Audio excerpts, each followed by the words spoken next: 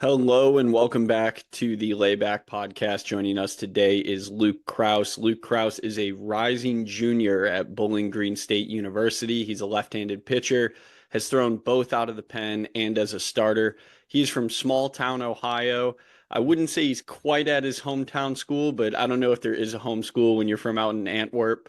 But he can talk a little bit about his upbringing, his journey through baseball. He was also a multi-sport star in high school, I guess like a true middle of nowhere high school kid, and has chosen the baseball route.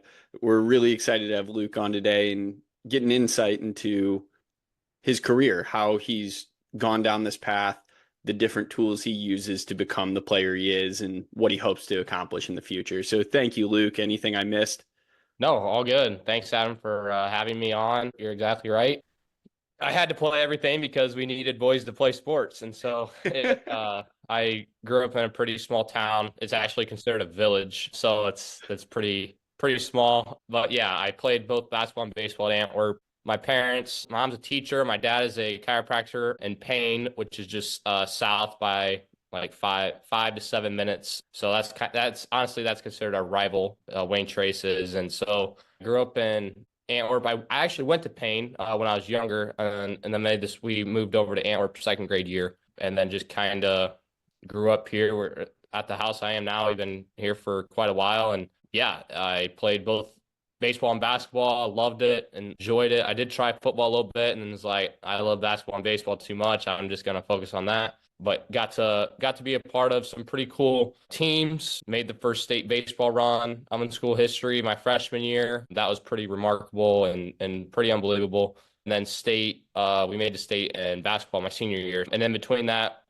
quite a few regional runs. And so like there's a lot of buzz and a lot of excitement around Antwerp during my 4 years, which was honestly really, really awesome and something I probably won't forget. It brought, especially during COVID, brought a lot of good something for people to look forward to, I thought. And that's what really, I think, drove a lot of the success like we had, is we were playing more for other people and people of the community and each other's families and stuff like that. So I think that's what a big part of being in a small town is, and why we were successful.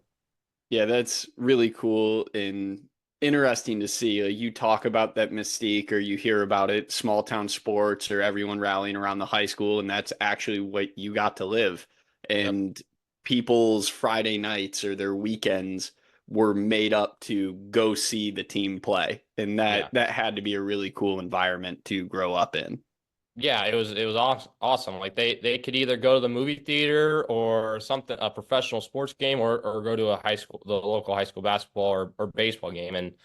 And at some points, I think it might have been more expensive to come to one of our games compared to something else, which is kind of stinks. But yeah, they supported us. And honestly, like we had some success before I got to high school, but a lot of it was, if you want people to come to your games, you got to start winning. And so like we took it to heart, honestly. Like I really believe like we honestly refused to lose at times because we wanted people to come watch. We wanted people to see what we were doing, and we worked hard for it. And so I think that was pretty special to have the support of the people come and watch us play. That's crazy to think about. I mean, I grew up right an hour away, an hour drive from Yep. where you grew up. And I mean, I was in the city, completely different, Hmm. where, yeah, it was great to go support the high school. And I went to every single game I could, but also you could do anything you wanted because Yeah. Toledo is a city of 300,000 people. So Uh-huh. there's options. You can do whatever you want Yeah. at any given time. Yeah, Yeah. yeah, it's exactly right. Like in Antwerp, like there's a bowling alley, and like it's about it. Honestly, like you can drive to Fort Wayne, or even go to, like, honestly, you could drive up to Toledo and make it work. But yeah, you're right. Like it is a little bit different, like being able to do different things at different times. And we were fortunate. We were fortunate. And do you think growing up that way or in that kind of environment is kind of what thrusted you into this love of sports and love of athletics, just because it was what you did? There weren't a ton of other options, and just because you were exposed to it young, that kind of became who you were. Yeah, I think absolutely. And I look at it more as the connection from people to like person to person. And so like being in a small town, maybe compared to a big city, I feel like it's just different. And I think being able to apply that, being around the same people you have been for a long time, and cherishing the moments that you get with those people, I think kind of resonated with me when I got to college a lot. Like Coach Alec always talked about at BG is like, this is the 2023 team. And then this is the 2024 team. This is the 2025. Like, only realizing like you got 1 year with these exact guys, and like what are you going to do with it? And I think like in high school, like I had the same classmates, but it was still, this was this year's team, this was this year's team. Like what do you want people to remember you as? And I think realizing that in a small town and being able to play with buddies that you were so close with, I tried to make that connection, and did, with some of the guys on like even in college, and trying to care for them just as much as I would like somebody at a high school. And I absolutely think the small town feel, or growing up in that, has definitely helped me with my connections, but then also just working hard, just because I think honestly in a small town too, you kind of got to work harder than maybe some of the other guys, because you don't have as many guys, you don't have as many, so it's just that hard work. And it's a little bit different than maybe what it would be back like at college or maybe a bigger school. But yeah, it definitely, I think, carried over from what you could say high school to college. Most definitely, yeah. You brought up a couple really cool points that I want to hit on. I definitely want to get on to the small school and recruiting, having to work harder. Yep. But I like that you brought up the individuality of a team. There's kind of a start and end. Yes, there's overlap year to year on players, but I hadn't heard the concept of those like isolated teams or year to year teams Yeah. really, and I wish I would have understood that and had a grasp of it more in my own playing career. But the first time I was really exposed to that was actually in our Flex Pro grip work with Wake Forest, and they make Yeah. a really big deal about like Team 109, Team 110, Yep. and assigning or assessing the culture of that individual team. Who are the leaders? What is the team's makeup? And it sounds like you have been exposed to that. And I think that's really valuable, because then you begin to understand how important each individual piece is, or each person, to your collective goal. And Yeah. that's not something I ever comprehended in my playing days. Yeah, absolutely. And it's true. Like everybody has a role on the team. And there's one story here. Like there's a kid that tried on at the walk on spot for Bowling Green, and walked on, did not make it. He was a catcher. Asked Coach Alec if he could come to practices and help out, and Coach Alec was all about it. And that dude would be willing to play catch anytime you needed to, anytime you wanted a bullpen. And I think just the aspect of, like you said, realizing everyone's individual part on the team, like that guy didn't play a single baseball game, but he was willing to help out the team. And like we did win a MAC regular season championship, and who knows, if it wasn't for that guy, like maybe we wouldn't have won the championship. So you're right. Like he, I mean, he helped us out a lot. And if he didn't go to Coach Halleck about talking about that, like wanting to help out, like it could have been a different story for us. Who knows? But you're right. Like it is pretty remarkable on having everybody contribute and piece to piece. Like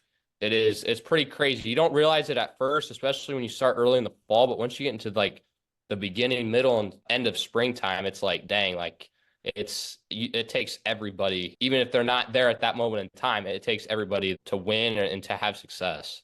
Definitely. So before we get too deep into the season Yep. or your own performance and training, I do want to go back to that recruiting aspect, because yeah, there is the age of social media where if you throw hard and you post a video, you can kind of be seen from anywhere. But also, you were an unbelievable player at an incredibly small school in an incredibly small town. So, what did recruiting look like for you? You were seen by BGSU, which is what, an hour and a half away from your hometown, something like that.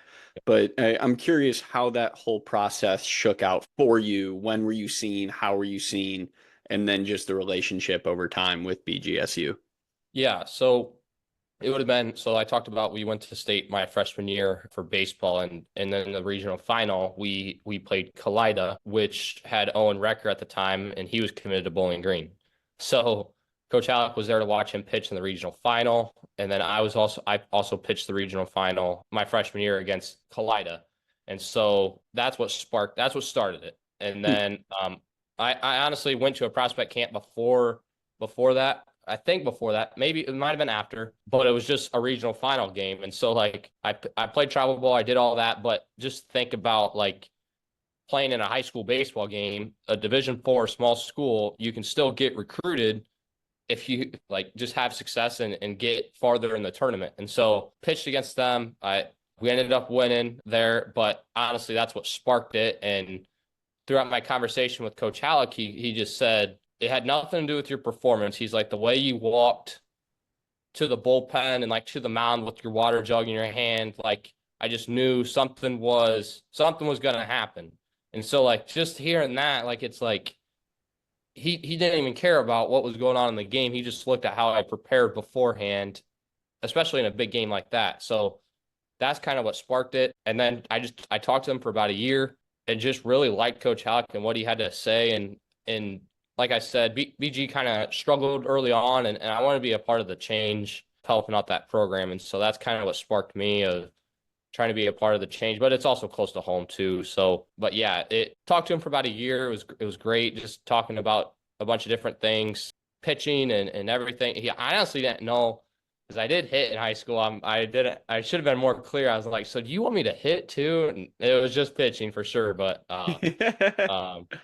yeah, so that's kind of, it sparked it for freshman year and pitching in a regional final. And honestly, like, who knows? Like my story could be completely different if it wasn't for Owen from Kalida working really hard to get his opportunity to pitch at BG. Like it just fell together. And so I honestly thank him too, because without him, honestly, I probably maybe wouldn't be in the same spot I am right now. So it's kind of funny how all that happens. Of course, it goes to show you never know who's watching. So you always owe anybody your best, whether it's yourself or anybody in attendance. It could be the first time they see you, it could be the last time they see you.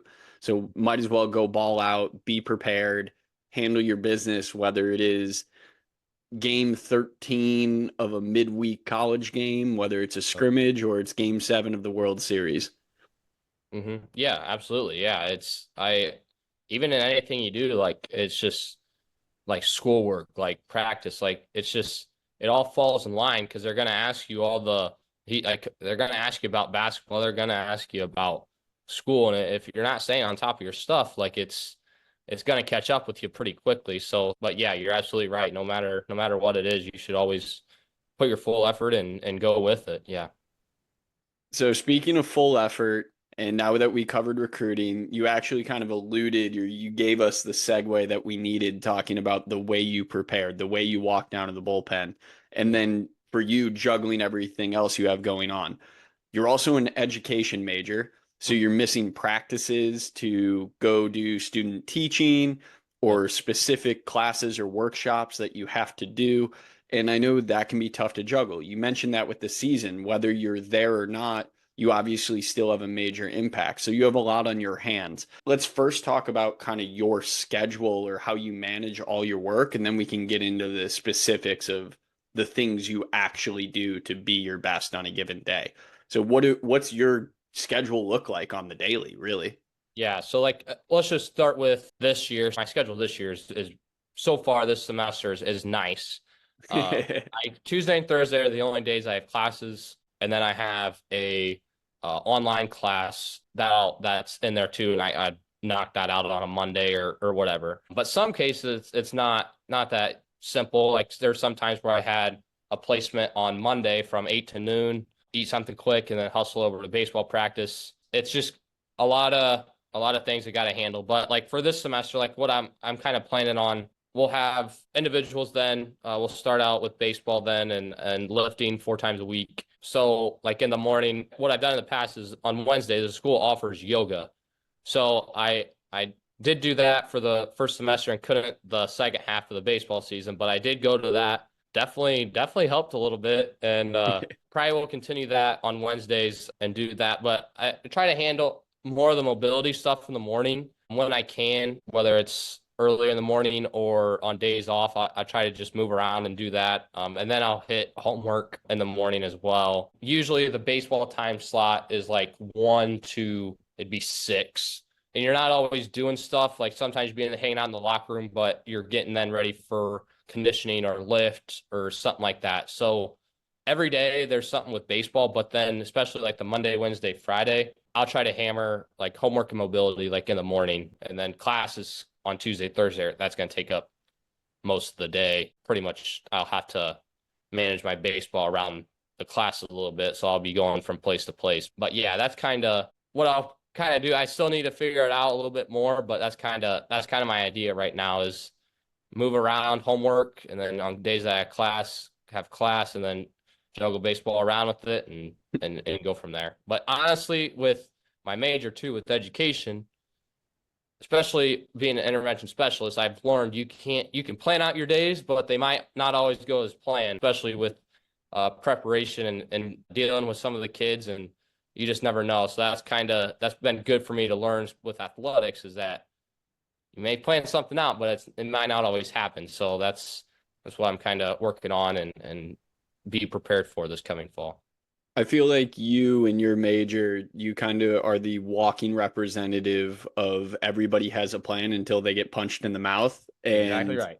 Yep. Yeah, any given day you can get hit in the mouth, whether it's actually by new classwork that you didn't expect or legitimately a kid hits you in the mouth. Yes. Yeah. You never know. It's honest. Yeah. You never know. Yep. Yeah, and I know you have adopted some unique training methods, whether it is taking on Flex Pro Grip. You've been on Flex Pro Grip for a little over a year now, actually, which is really exciting. You probably have some of the most training dates under your belt at this point of anyone, but you've also had experience with the Armory down in Florida. I know you utilize the Core Velo belt. You utilize water bags, you do different water bag workouts. Kind of take us through that specific routine or what you like about those different tools. Yeah, I just like the water variability. It's just different every time you do something. So like we had a guy, Pete Horner, who is down in Florida now. He did a bunch of like the flows and different mobility positions and stuff like that. So that when I talk about working out in the morning or doing stuff Monday, Wednesday, Friday, that'll kind of be like the mobility type stuff that I'll do, and then I'll add in the water ball and stuff with that. So like the core velo belt, my biggest thing, like when it comes to pitching mechanics, I have a hard time like leaking in the back leg where I push more than sit down and put that force in there. And it's been a work in progress for a long time. Still working on it, but that's what I'll use the core velo belt for, and then balance and stuff a lot with the water balls, and that's mainly what I'll do with that. And then Flex Pro Grip, I like usually like in the fall time, I've done it like 3 to 4 times a week. I know it's a little bit different now since we've added the like 10%, 20%, 30% of doing all the exercises. That it was a little bit different than what I did last fall. So like you and I will dive in a little bit more on that. But yeah, I think the water balls have been a really big help for me just because it's something different. BG, we use the water balls sometimes, but a lot of it is like on my own. That's kind of why I went and did it, is just to kind of educate myself and then be able to do it on my own. And my apartment complex has like a little weight room. So I go in there and just kind of hammer away at some stuff and just spend time messing around and doing it, just kind of learning and maybe even like doing some different things with it just to try it out. So, but yeah, that's kind of the idea of it and what I do. Right. A lot of experimentation, I'm sure. And that's kind of the beauty of the water bag or what you've exposed yourself to. And athleticism in general really is just creative problem solving for the body.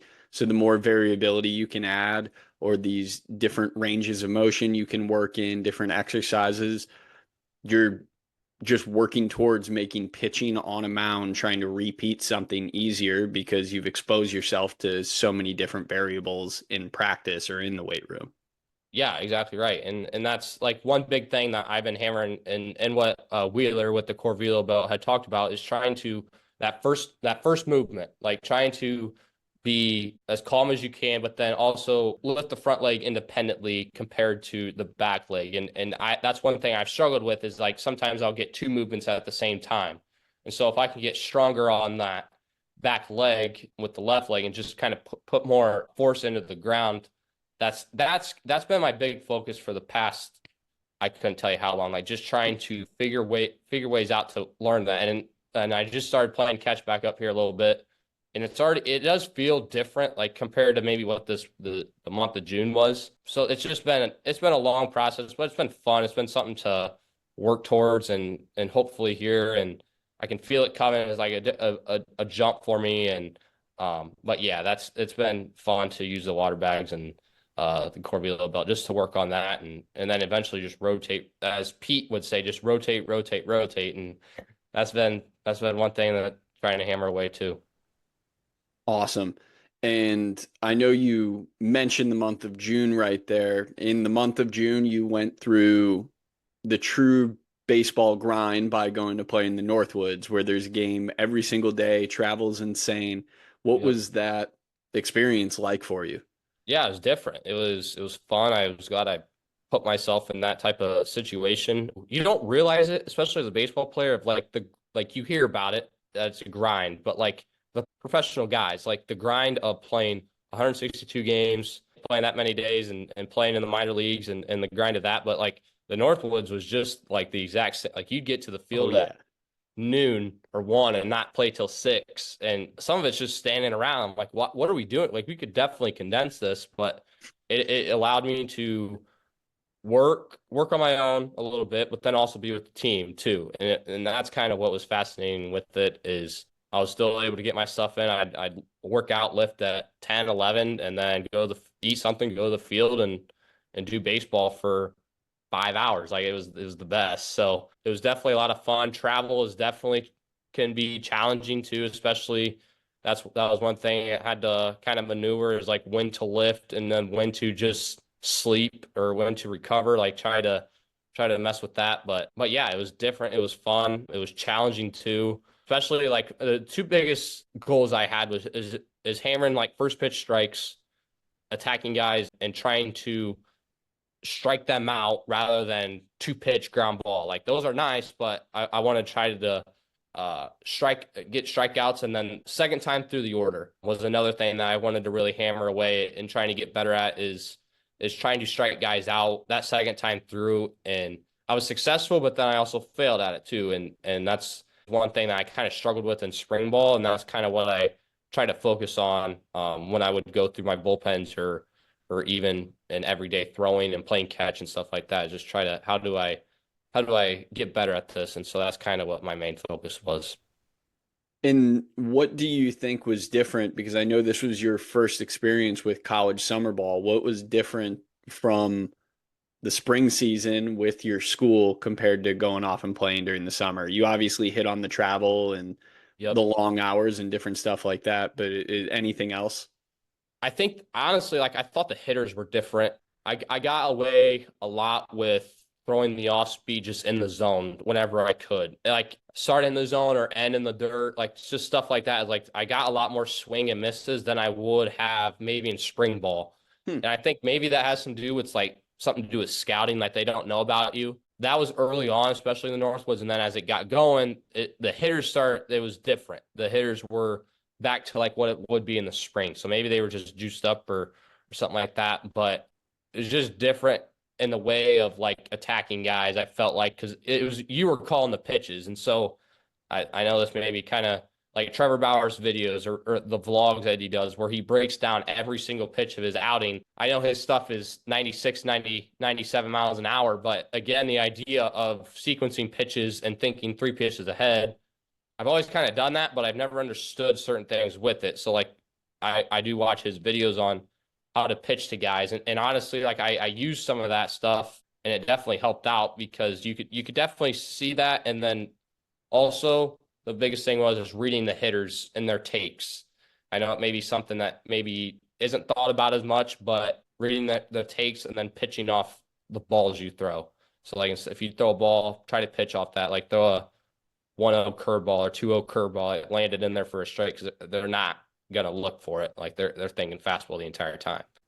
Those are some really good points. And I'm sure there's certain aspects of getting on the mound during summer versus the season where you're kind of able to do it with a looseness or Mhm. a lighter sense to yourself versus when you're in the season, especially at BGSU or playing in the MAC, you guys are right now a one bid, two bid at absolute most conference. Yeah. So every game feels like the World Series versus when you're playing in the Northwoods and you have 72 games for a summer, you kind of can, yeah, of course you want to win. You want to win every single game. Who doesn't? That's what competitors do. Mhm. But you can kind of relax as you go through it. You can work on your own craft or you can take time. You can kind of go down those Trevor Bauer experiments while you're Yeah. throwing versus I'm sure every pitch that you're throwing at BGSU or when you guys are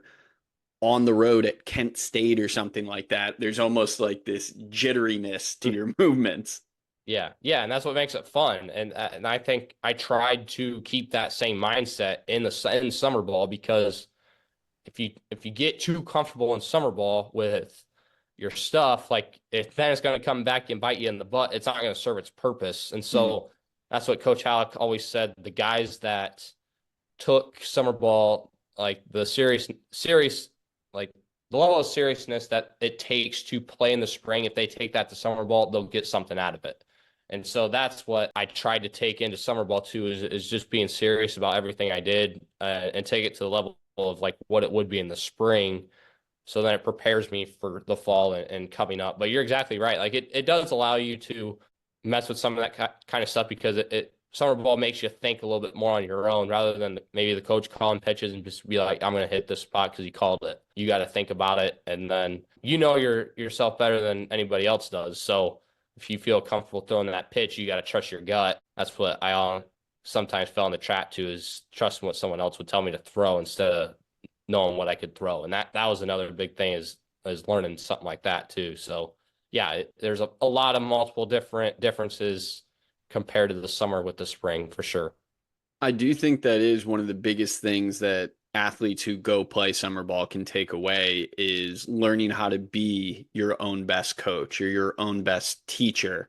Yes, you have these other people you can bounce ideas off of, but the best coaches during summer ball are also the ones that trust their guys or Yep. wait for their guys to come to them, as opposed to in college where often like, yep, you're here for 4 years, so we're going to start from day one, tinkering, messing around, changing things, versus you go off to summer, you're playing for a junior college coach from God knows where, but Mm-hmm.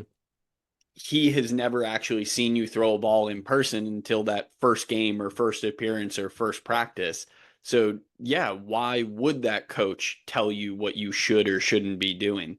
Mm-hmm. And it becomes on you to take ownership of what is the best pitch for me to throw? What is the best mechanical change for me to make? Yep. And that can be a tough learning process for a lot of guys. Yeah, absolutely. And I think it's honestly maturing and growing up too. Like it's why I think they recommend summer ball if you can, if you want to go do it and you're allowed to based on the coach's decision, is it allows you to grow up a little bit too. Being able to, like I said, think about it and then trusting yourself and trusting your gut and honestly, like it, I think I would rather have the feeling of messing up based on my own circumstances than messing up on someone else's, because and then you're like, darn it, like I wish I would have done that. But yeah, I think definitely maturing and realizing, trusting yourself and going with it. I think it's just another confidence builder that you can take into, and it's just more experience to take in and help out the program when you get back in the springtime. So you're absolutely right. Yeah. So now taking what you learned during the summer, what you learned in this past year, how can you apply that to yourself in the fall? We talked about the team stuff. We know you guys had a great success last year making a run at a MAC.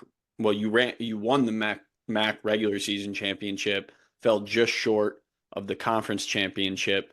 I'm sure the goal is to make a regional next Yeah. year, repeat conference champions, all of that. But you personally, are there specific things that you really want to tackle this fall?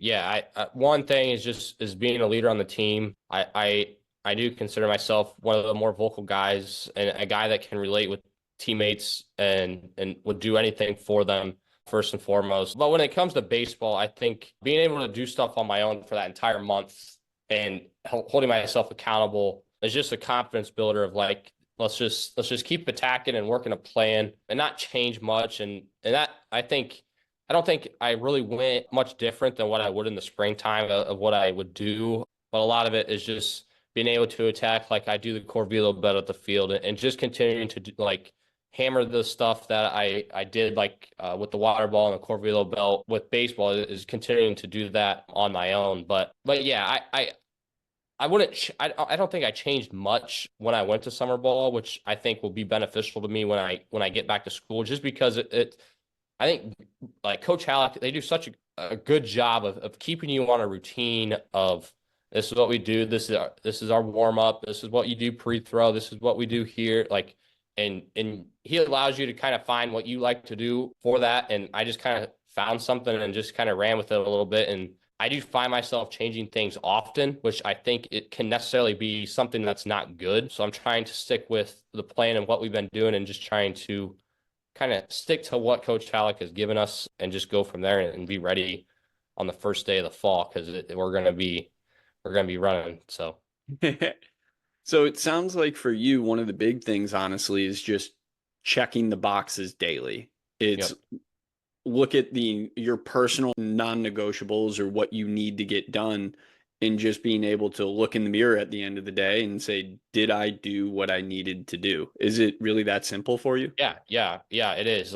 And like I've been working out a place for the past 4 or 5 years there. It's called Hybrid Performance. Garrett Stoller was a strength coach at Miami. His wife got a job here and at Paulding County Hospital, and he opened up his own place. He worked with Miami of Ohio's baseball team and opened up a place back here in Paulding. And just a bunch of area athletes go there. He's pretty big with the baseball and stuff. So I'll still attack the conditioning and stuff because when we get back to school, it's going to be, you better be ready to go. So still attack that. But it has been nice to kind of work with him on some of the jumping and some of the lifting aspects of it, but trying to hammer that with him. It's a little bit different. Honestly, it's not different, but just the routine of some of the workouts is a little bit different, which I like. It's just not the same thing kind of over and over. So still hammering what BG gives us from baseball and strength wise, and then just changing it maybe a little bit and implementing some stuff back home too. And then just staying ready for when it comes back in the fall. Well, you say you've been training with the same group for 4 or 5 years now. You obviously have added on some newer technologies to your training, again, mentioning Flex Pro Grip, utilizing water ball core velo belt, and exposing yourself to these different coaches or training styles. How do you think your personal development or performance or approach to training has changed from the time of your multi-sport days back in Yep. high school to now trying to be the best pitcher you can possibly be?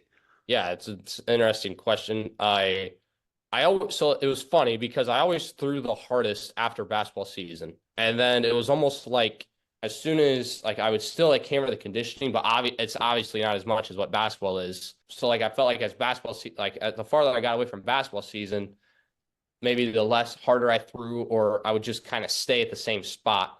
And so I've always kind of wondered in the back of my mind, like maybe I am a guy that needs to run often and just maybe do some long distance or a lot of conditioning work to stay ready. But then also I've like the jumping. It's obvious probably, but the best athletes and the guys who jump the highest, especially on our baseball team at BG, are your best arms. Like we do the counter movement jump about every week. And that was one thing I put my main focus on was the counter movement jump. And I'm not much of a jumper. I am bad at it. And I was about 16 inches, and then started working my way up. I got up to like 18 inches towards the middle to end of the baseball season. And so that was one thing that I focused on with the training, the running. I put on weight. It would have been last summer. I was up to like 207, 208, and then just didn't really feel good. Like I felt slow kind of. So I went back down to 200. That's where I'm at right now. I honestly wouldn't mind probably being at like 195, 200, just to mess with it. Because I feel like I move a little bit better when I'm like at that lower. That's what I was at in high school. But if I can be toned and like and muscle wise be stronger at 195, that would be something I would hammer away. So the weight, jumping, and then the conditioning are probably the biggest three things that I've kind of paid attention to. Strength training, I've always been decent with the lifting. I've always been consistent with that. But those three aspects are something I really took to heart and really like kind of looked into as I got to college, was the weight, jumping, and then the conditioning aspect of it. You hit on a piece there that I think is important to even spend more time on, is the carryover from just pure athleticism to throwing. So Yep. often, especially in a sport like baseball, where there is distinct specialization, especially for pitchers, oftentimes you can forget to be an athlete or that you're playing a sport, playing a game. It just feels like you're doing a repetitive task over and over again. And Yep. obviously, there's the popular thing to throw out there that pitchers aren't athletes. And I think a lot of that comes from, over time, pitchers stop being athletes because they Yep. stop training like athletes. They stop exposing themselves to change of direction. They stop exposing themselves to jumping or sprinting or these different things. I know you like conditioning, you like Yeah. distance running. Like when I say you like it, I'm not saying it's your favorite thing in the world, Yeah. but It's yeah. but you I do don't it. mind it. Yeah. Yeah, Yep. you tolerate it. I'm sure you consider it kind of the price of entry into what you're doing. So Yep. you accept it as something that you have to do.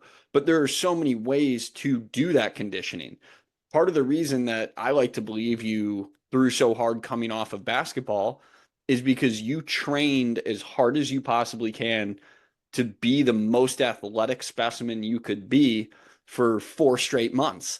And then Yep. you get into the specific task of throwing a baseball and you're just moving freely. You're Yeah. transferring force, you're athletic, you're explosive.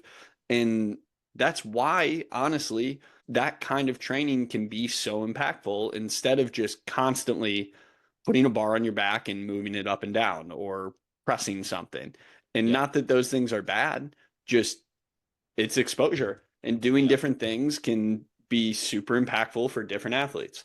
Yeah, I absolutely agree. I think it's right. Like especially with baseball, like in high school, I swung, I hit, and I, I didn't like, I was still like the same, like velo wise and as I was like front ending my senior year of high school.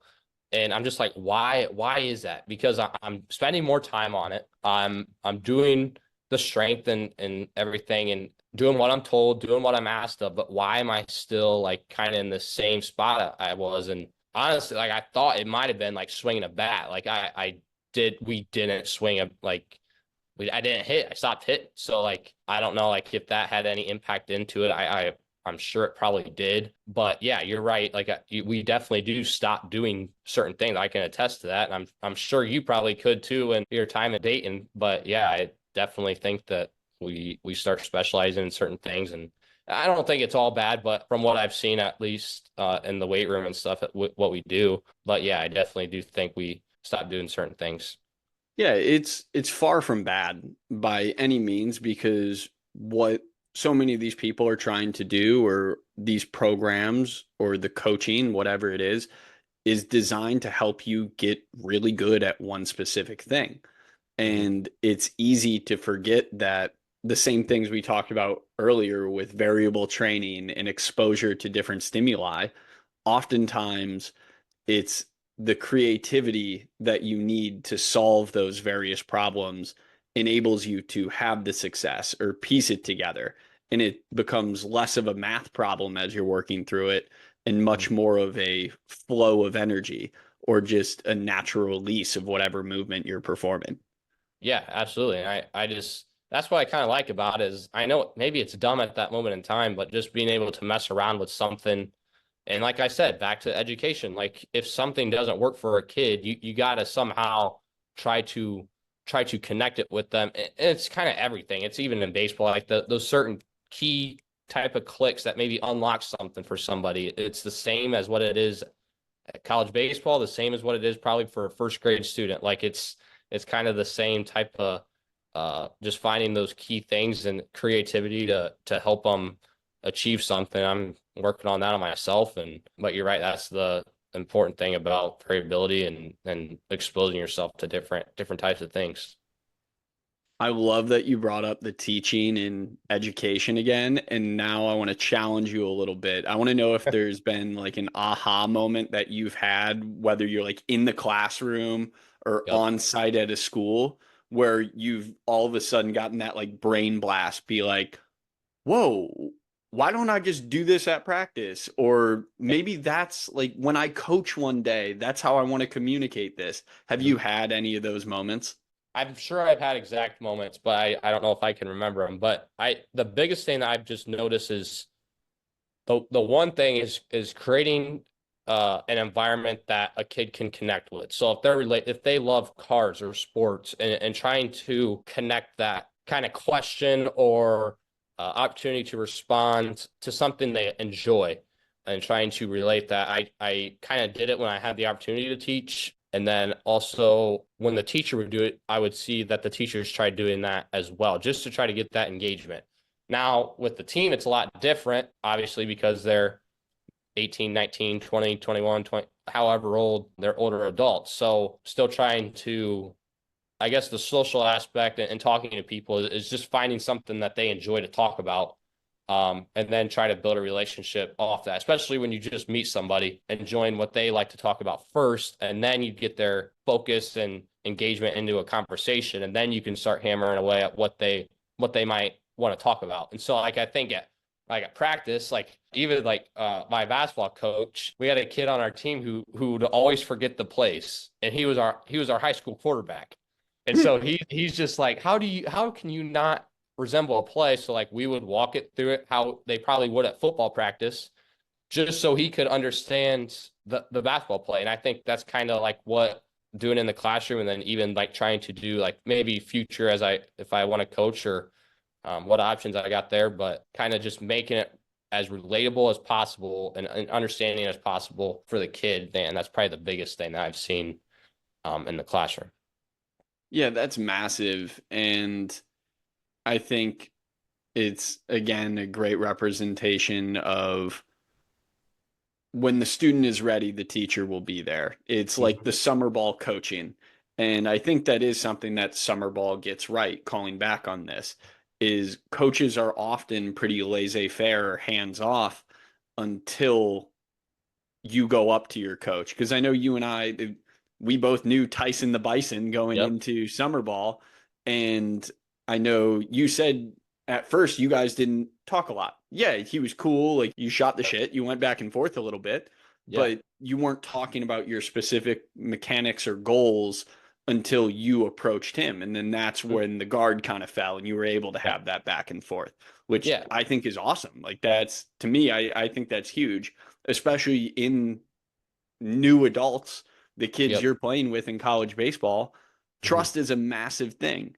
Yep. And if I showed up on your campus, whatever, September 1st or whenever your first practice is, and took four dudes from your rotation and just told them, nope, that's not going to work. We need to change this. Mhm. Everybody would want to kill me. They'd want to Mhm. run me right out of town because that's just not how you get buy-in. It's not how you build a culture. And Yep. that's pretty much, it's the equivalent of telling these guys they know nothing or I don't believe in their abilities. And you Yeah. just can't get a lot out of people if that's how you treat them.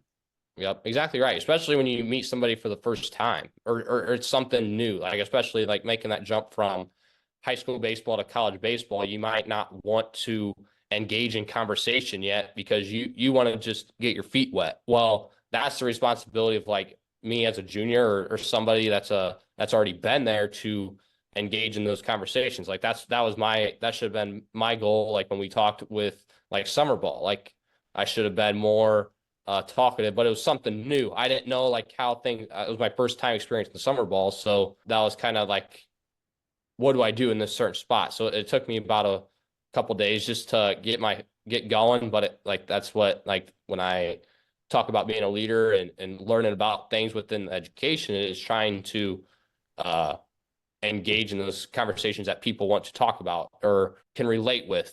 Because once you get that kind of connection with somebody, it usually takes off from there. And it's fun to see it grow, honestly, like as the time goes by, because you spend so much time with, especially at college, like you spend so much time with your teammates and stuff, and that's kind of something that's important and really, really cool to see. Well, I'm glad you brought it back up. This will probably be my last really serious question of the Yep. interview. Yeah. But you brought up again your goal to take on a leadership role this year. And I saw some evidence of it, like watching your MAC championship. Even when you're not on the mound, you are one of the guys that's at the front of the dugout. You're going out to your teammates, different things like that. You're trying to make yourself available to Yep. be the best teammate possible. But you work in education, you're a pitcher, you play a college sport at an unbelievably high level, so you understand the importance of objectivity. I'm curious how you can objectively measure being a leader, or what you think being a successful leader looks like at the end of the day, or at the end of the fall, when you stare in the mirror and do that checklist of, did I Yep. do what I needed to do today? What does that look like for you? Yeah, I think it's is how many connections can I make without, I guess, maybe stepping on people's toes, or like how like verbal I can get. It's honestly also too of like is reading guys. So like especially in high school, I got pretty good at it. Is like I can either lit a fire under someone's butt, they can come back at me, or trying to create a friendship first, or it's just a lot of guys are different on how they want to do it. And I kind of look at it as is like, who are the guys that can push your buttons a little bit, but then also like, especially like we like this year, like we got a fifth year senior who has been there through everything at Bowling Green. And I think one thing I took away from him is like he was your best friend, but he would also try to push you, especially whether it was in the weight room, or he'd get under your skin a little bit and just kind of tick you off a little bit.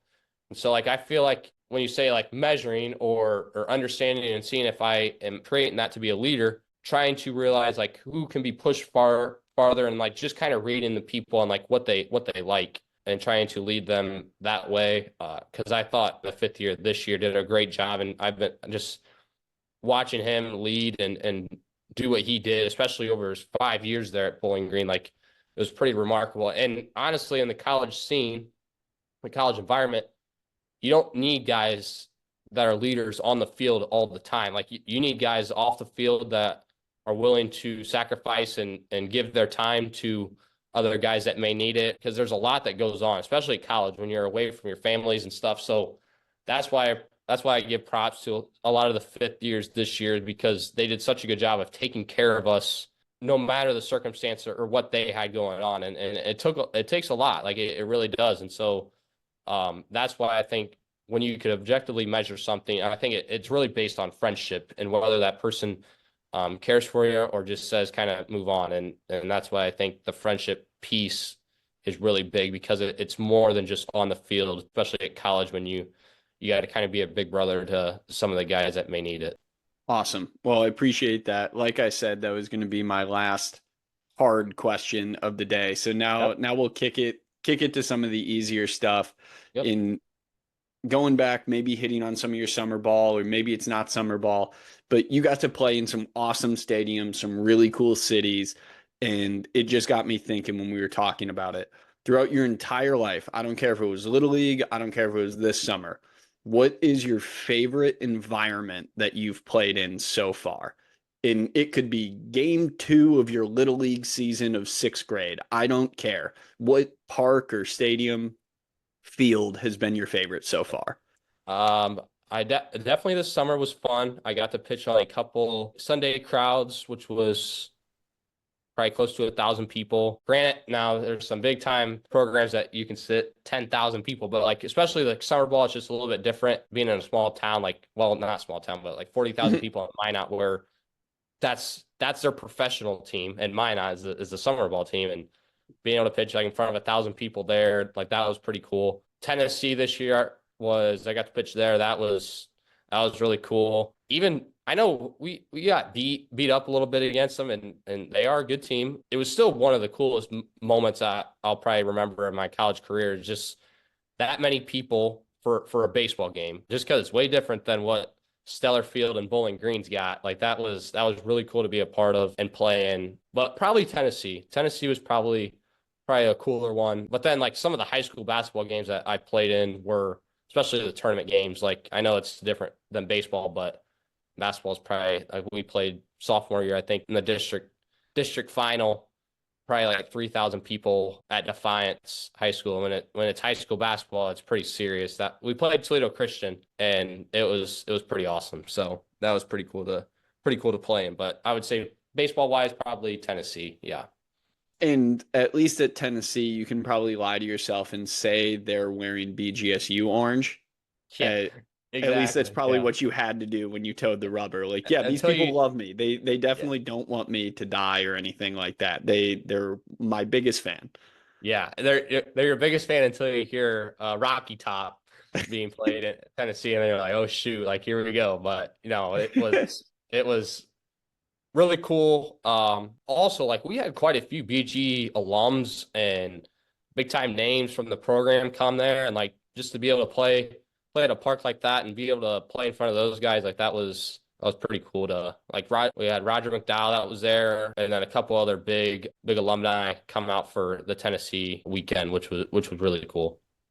Definitely. And I know their crowds aren't quite as big, but I'm sure it was a really cool environment when y'all went down to Louisville the year prior and took the series from them. We won the Saturday game. Oh, that's what Uh, it was. I'm we sorry. won You the guys Saturday got game. to deciding game 3. That's what it Yes, we got was. to decide in game 3, but what was different, I don't know if Louisville charged tickets to get into that game because it was like I don't know because there was a decent crowd, but Louisville was really cool. It was a cool spot to play at, and that was one of the highlighting moments definitely for the program that year is getting a win over a ranked opponent. That was especially for myself to be a part of that too. That game that was really cool to be a part of freshman year. And was that your college debut? No, that might have been the third. Trying to think who else we played. I forget. We started against Tennessee Tech, and I pitched against them on Friday, first game, and then Louisville was probably. I think that was the third series of that. Okay. So Well, I it was think still I when had a you're getting couple your feet innings. wet. Yes. Still Yep, getting I your feet was. wet at that point. First couple games of your college career and Yep. throwing on that stage is pretty awesome. Yeah. Yep. It was a lot of fun. Well, Luke, nearing the end here, anything else that you really want to hit on, whether it's something interesting you got coming down the line, even if it's not baseball related, something you're excited about that you want to share? I'm honestly like no, like I've been just helping out grandmas and grandpas and kind of enjoying it, throwing baseballs. But is there any updates with Flex Pro Grip and what you guys got going on? Yeah, we have a few things.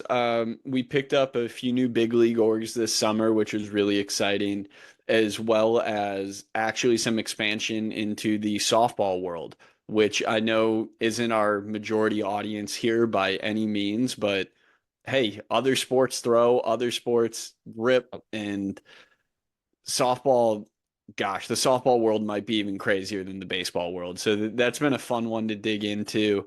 Just doing a lot of data collection there and looking forward to it. We're still working with the crew at Georgia Tech. We have Allie Carta on the U.S. Olympic softball team. She's been awesome to go back and forth with, and just learning more about softball in general has been cool for me because all I did was watch it as a fan or go to games while I was in college. But now understanding the tech revolution that they're experiencing and getting to be a part of that is a really cool opportunity. Yeah. Is there one thing that probably sticks out with you on, especially training? Is the training similar to like what you would have maybe a baseball pitcher, or is it how about like a softball pitcher, a Yeah. thrower, I guess? So they have taken on baseball development almost like 5 years later. So you're seeing a lot of the stuff that you might have been exposed to maybe your senior year of high school or something like that is kind of happening now. So Okay. there's been a big reliance recently on ball flight data, like the TrackMans or Rapsodos. They've really gotten into that, and they're still they're still at the beginning stages of understanding like what movements are really effective or how to tunnel pitches the same way you would on the mound. But also you're seeing the implementation of plyo balls in the softball world or different kind of throwing programs in that regard. Or Mhm. much like we would do running guns or pull downs in the baseball world, they're doing like kind of like sprint in throws. Just instead of us doing a pull down, they're doing their normal throwing arc coming from under. And it's really impressive to see. Yeah. So much like we've seen in the WNBA with their unbelievable progression to where they are now from what it was 10 years ago skill wise, Mhm. softball is kind of in the same world. It's crazy how advanced the sport has become in kind of this short 5 year period. But then, kind of an interesting thing that we've seen so far on the Flex Pro grip side, and I haven't talked about this a lot, so I'm glad you asked the question. Yeah. This was a good plug for me. Thank you. But one of the things that we found in the softball world is there's a crazy high correlation between straight up finger strength and throwing velocity. So, we've talked about that, you and I individually, Mhm. as well as just FlexPro Grip as a whole, is the importance of grip strength and its correlation to throwing velocity. In softball, it's even higher. So we've talked about with FlexPro Grip, like the importance of rate of force development and how that can impact spin or potentially give you that like last tick of velo if you're kind of like nearing your ceiling, or maybe you can gain something if your grip is really lacking. But in the softball world, it's crazy. When we're looking just at straight up correlations, the hardest throwing girls have the highest grip strength. And I don't have a specific number on it yet because we probably need to reach, I would say, about 100 total data points before I get really Yeah. comfortable saying what that correlation is. But while we have about 50 data points right now, we're looking at a very positive correlation between just finger strength and throwing velocity. Yeah. And that gets me thinking that there's just low hanging fruit in the softball world. If they Mhm. can train finger strength, there's something to it. And it's likely because the ball is bigger, it's harder to hold on to, it's easy to fatigue. It's all the same reasons that the muscles fatigue when we throw a baseball. Granted, they're not going in the same max external rotation that we're going into, but they're also holding a massive ball and trying to chuck that thing on a full speed arm swing. So yeah, there's a lot of carryover, but there's also still a lot to learn. Yeah.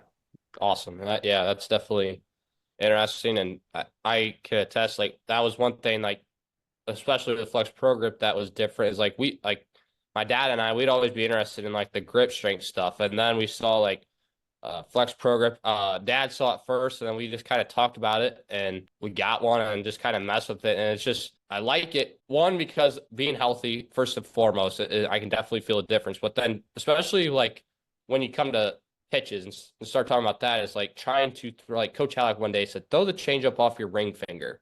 And I'm like, really? Like, all right. So like we threw a changeup off the ring finger, and I don't know if I would have been able to feel something like that if it wasn't as strong, because my ring finger has definitely gotten stronger with the Flex Pro Grip, and definitely can tell a difference like in the spin on the curveball with going ulnar and radial and working that. But especially with the ring finger, that was probably the one thing that I liked the most is being able to throw the changeup and feel that cue that he gave me. It was definitely cool to see. But yeah, that's all with the softball. I never would have thought of something like that. So that's pretty cool. Yeah, well, thank you. And I love hearing that from you. It's awesome when the goal and the feel connect. Yeah. And that's when it goes beyond just the objective benefits and you start to get into that subjectivity of feeling and understanding or having that kinesthetic awareness or that touch, that sense. And that's when we get into the old school art of pitching. Yep. And the beauty of that is now you have that connection to your fingers into the ball and be able to feel what you're trying to do or manipulate. And I'm sure that down the line helps you get those strikeouts you were talking about. It helps with the strike percentage. And yeah, that to me is where stuff gets really exciting. It's awesome to have this science-backed product and get people back to play. I love that. But Yep. when you say those kind of things of like, yeah, I was able to feel it off my ring finger for the first time, or like I'd never like had that connection before. Yep. That's what gets me crazy excited. Yeah. Yeah. It was definitely.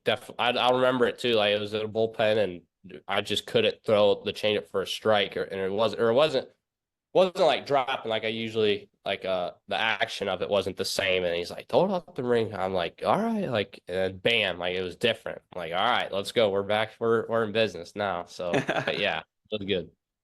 That's awesome, man. And hey, I really appreciate you coming on today. Luke, I know you got big things coming at BGSU this year, and any words of encouragement for the team before we part? Now just ready to go, ready to get going and kind of keep the train on the tracks and keep it rolling. It's been fun, and I like being a part of something new and part of change. So that's one thing I'm excited about is we changed it. Now we just got to keep it rolling, and that's And what. what do you guys So, say? A Ziggy or something like yeah, hey that? Ziggy, roll along, roll along. That's what it That's is. right. All right. Well, to all the listeners out there, thanks for laying back with us.